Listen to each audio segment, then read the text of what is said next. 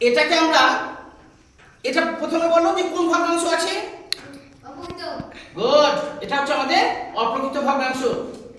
এই অপ্রকৃত ভগ্নাংশ কেন?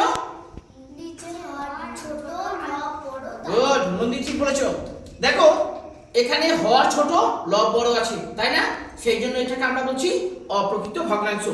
এই অপ্রকৃত ভগ্নাংশকে আমরা মিশ্র ভগ্নাংশে পরিণত করব। মিশ্র ভগ্নাংশে পরিণত করব কিভাবে করব? কালার বুঝতে অসুবিধা হচ্ছে কিছু? না না। প্রথমে কি করবো দেখো, হাতে লেখা। Come here. এবার কি করবো দেখো, 4 দিয়ে আমরা ভাগ করব। এদিকে 4 দিয়ে আমরা কি করব? ভাগ করব। 4 এখন নামটা পড়ি।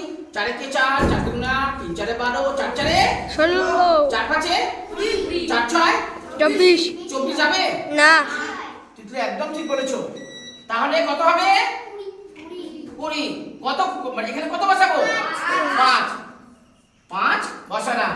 4 5 20 1 আর যাবে না। যাবে না। এটি মিশ্র ভগ্নাংশ। এবার এই একটাকে কোথায় নিয়ে চলে যাব? উপরে। আর এই চারটাকে নিচে। মিশ্র এটা হয়ে গেল আমাদের মিশ্র ভগ্নাংশ। মমিতা বুঝতে অসুবিধা? না।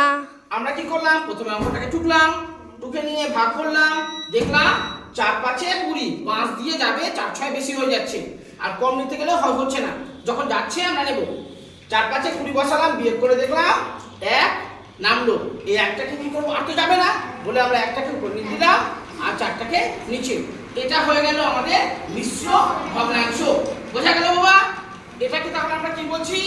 মিশ্র মিশ্র ভগ্নাংশ। কারো বুঝতে অসুবিধা কিছু?